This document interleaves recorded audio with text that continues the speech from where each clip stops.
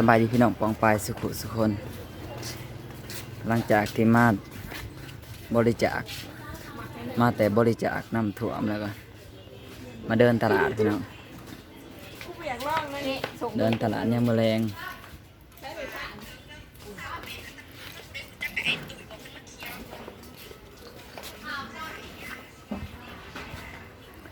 บ่าวบอยพามาเดินตลาดพี่น้อง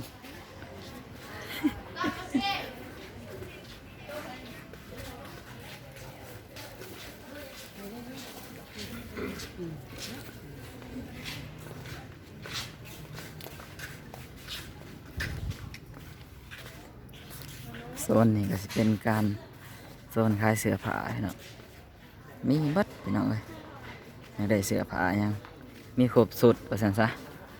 กระโปรงกระเป๋าครบสุดพี่น้องเกือบเก็บรองเท้าพี่น้องมีครบเบิด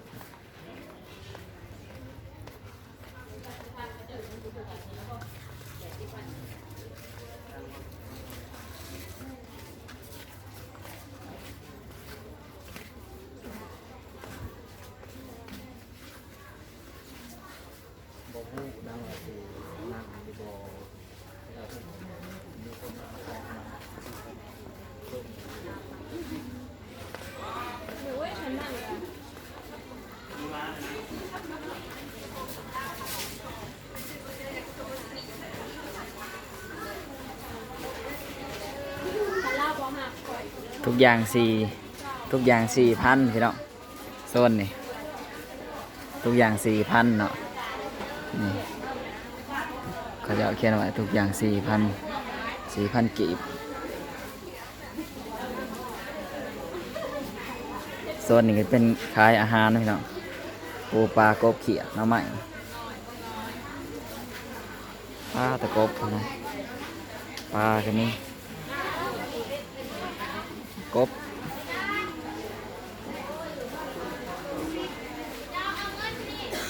ปลาตัวใหญ่เลยพี่น้อง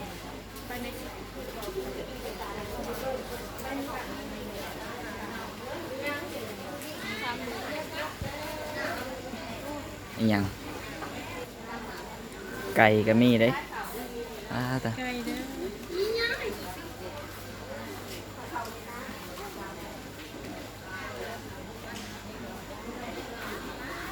ขายอาหารพี่น้องพักกะหล่ำ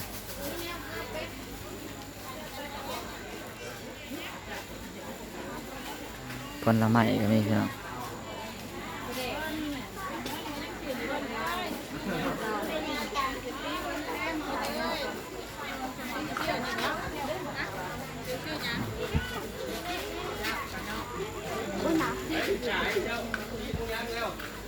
ตามบ่าวบอยเลยพี่น้องบ่าวบอยจะไปซื้ออย่างเนาะ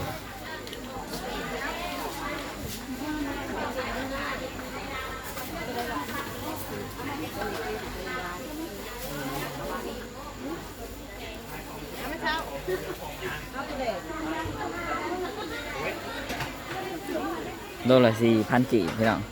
กับปุ่น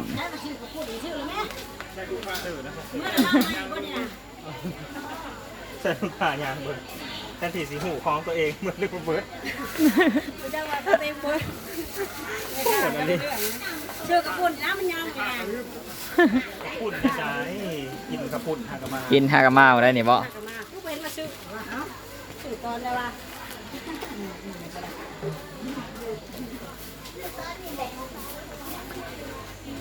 ตามบ่าวบอยไปพี่น้องว่าบ่าวบอยจะไปซื้ออย่างเนาะจักสิเอาอย่างพี่น้องบ่มีแนวอยากได้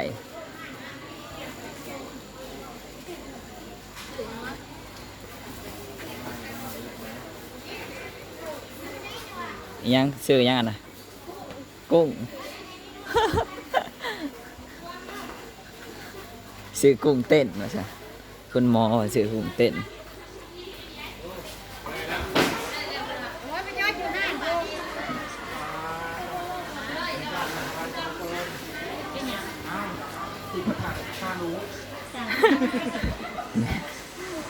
ต่างผ้าไม่ค่าฮักวันไม่ค่าผ้าต่างฮักได้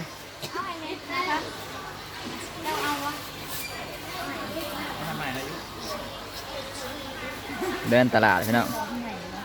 ซื้อของกินแรงว่าซั่น ไม่ได้ยากด้วยพ่อ โลเท่าใดนะเฮ็ดนะบ่โลเท่าใดเฮ็ดอันน่ะโอ้โล50โล50,000พี่น้อง200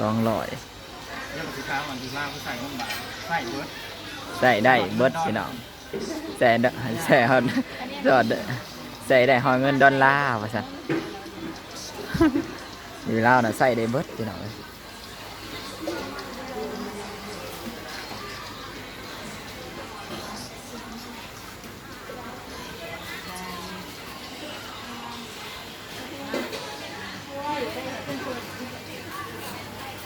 ปิ้งนะครับ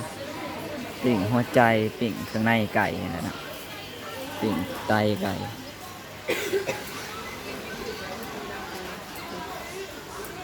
ห่อนะฮะพี่น้องเอ้ย แล้วพอเราขั้นขี่ อย่านั่งบ่นะ ประมาณ2,000บ่ 3ห่อ2,000พี่น้องเอ้ย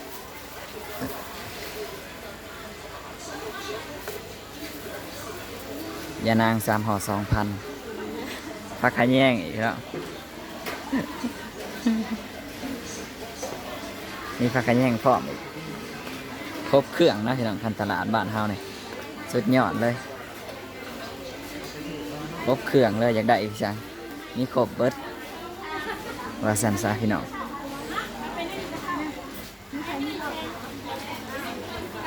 จะว่าสิพากันกลับหรือว่าจะวันไม่ใช่สิพากันออกเลยอยุ่พี่น้องเล่นฝ้ากันนี่เลยพี่น้อง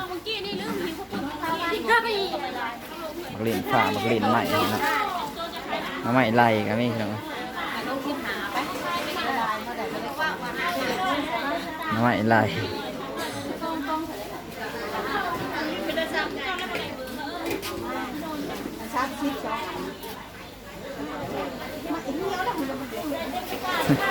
น้ำใหม่เหี่ยวแล้วพี่น้องลายมือแล้วสงสัย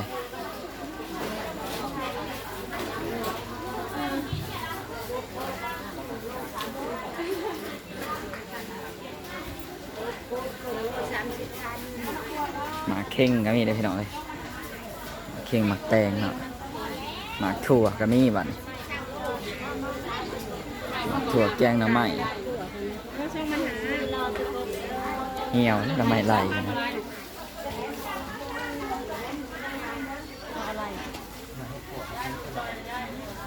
บ่มีเห็ดปวกบ่ เห็ดปวกแท้แหละออกเห็ดปวกยังบ่พี่น้องแถวนี่เก่านี่หอยออกลายเลยพี่น้องเห็ดปวก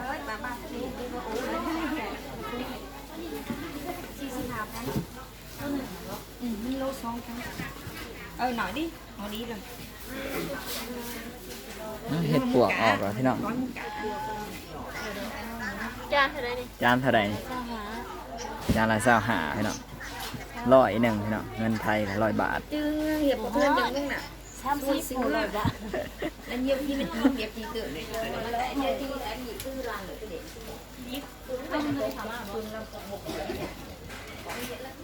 พากันเมื่อเลยพี่น้องเอ้ยบัดนี้เดือนแรกแล้วก็พากันเมื่อได้บัดนี้มีทองงามพี่น้องเอ้ยเสือนะ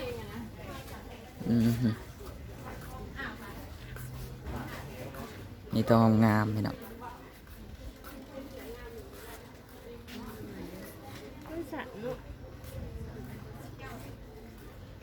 โอ้ยเสือมีทองงามพี่น้องเอ้ยเอาจากสุดบ่พี่น้องเอาจากสุดบ่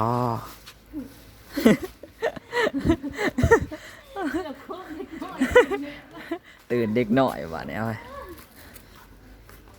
เจ๊บุ๋มเขาตื่นเด็กหน่อยพี่น้องเอ้ย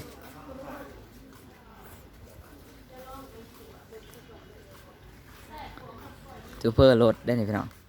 ซูเปอร์รถพาอันซูเปอร์รถบ่าวฝั่งซ้ายเนี่ยพาบ่าวฝั่งซ้ายมา เท่ๆแล้วบ่าวฝั่งซ้ายมานำข้าเจ้าพี่น้องเอ้ย มีซ้ำมีแต่ใหญ่ เกินไป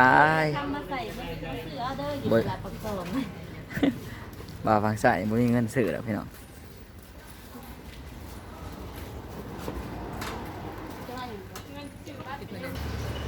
หืม